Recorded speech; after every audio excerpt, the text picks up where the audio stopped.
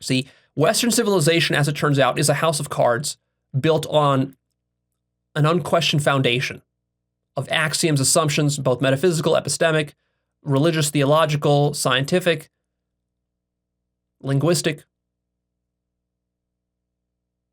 Even the idea of a Western civilization as a concept itself is a construction. It's a house of cards. Not to mention the idea that Western civilization is the best. That too is a house of cards, you will realize, if you question it, if you dare to question it. And Western civilization has this bias of construction or survival, which means that Western civilization, if it finds some useful falsehood, it would rather go with the useful falsehood than with the truth.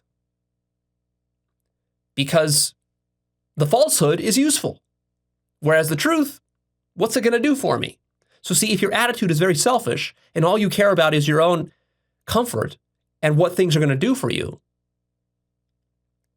then that opens the floodgates for all sorts of falsehoods, fantasies, and constructions and illusions. And then the problem with that is that as you're building those and you're connecting them together, the more of them you connect together, the more your illusions take on an air of reality. But this is not true reality, it's a pseudo-reality. It's merely that you're writing a novel and you're adding in so many rich details into this novel that you're writing that eventually you get so lost in your own novel, you get so lost in your own bullshit that you forget it was bullshit from the very beginning, that it's a fantasy. It can be fun. It can help you to survive.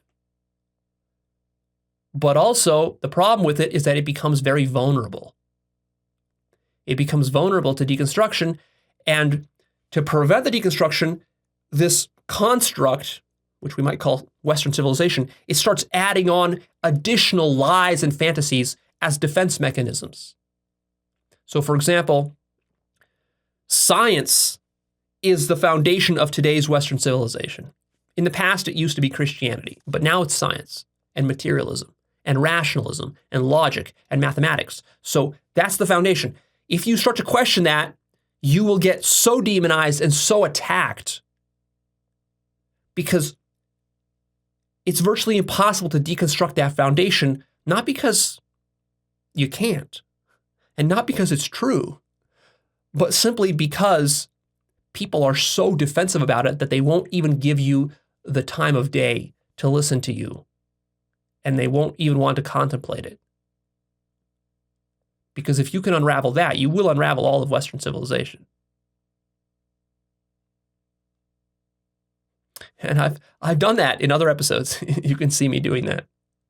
See my 3-part series, Deconstructing the Myth of Science, where I go very deep into that. But anyways, see, so what happens with nihilism is that nihilism is kind of like a very deep form of skepticism. Literally leads to a disillusionment. Think of that word, disillusionment. It's the loss of illusion. And the ego doesn't like to lose its illusions. It doesn't feel good to the ego.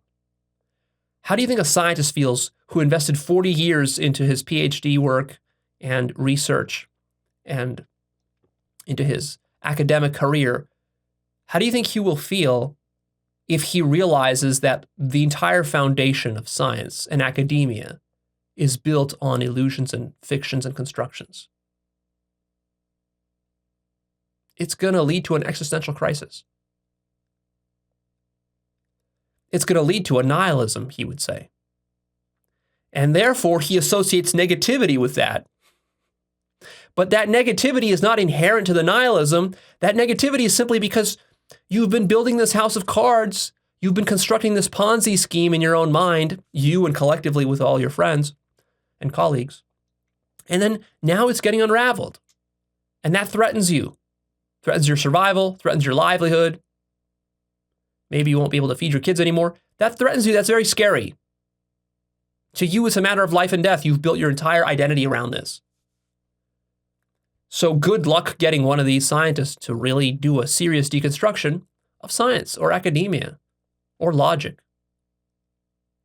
And of course, they're going to have very good excuses for why, Leo, no, it's not that I don't want to or I can't handle it. Leo, it's just because you're some new ager who has a soft mind and isn't a true scientist. That's the real reason. See, you think you're being rational and truthful. You're not. You're playing games. You're playing ego games. Even when you tell yourself you're being factual and objective and scientific and rigorous and logical and all of that, you tell yourself that that's not ego stuff, that's objective reality. You're being very hard-nosed. And what I'm telling you is that no, all of that is a story you invented as a defense mechanism by your ego to prevent you from actually really doing a serious investigation and deconstruction of the foundations of your mind and reality. And you will say, no, Leo, that's some psychobabble bullshit. And I would just say, that's another story you come up with, another defense mechanism. See, you have an endless amount of these defense mechanisms. No matter what I say, you're going to have a defense mechanism against it. So that's how the mind works. You have an infinite capacity for denial and rationalization. So you will rationalize away any critique I give because you're not an honest actor. See, you're not interested in truth. You're interested in survival. Now you say, no, Leo, as a scientist, I'm interested in truth. But you aren't. Because if you were truly interested in truth, you would deconstruct science and then you would realize science is not actually truth. But no, Leo, science is truth. Well, that's the social conditioning you were taught that you never questioned. What if science is not truth? See, but you don't want to go down that road. It's too scary. The problem is that you have no clue yet how scary it is to deconstruct science.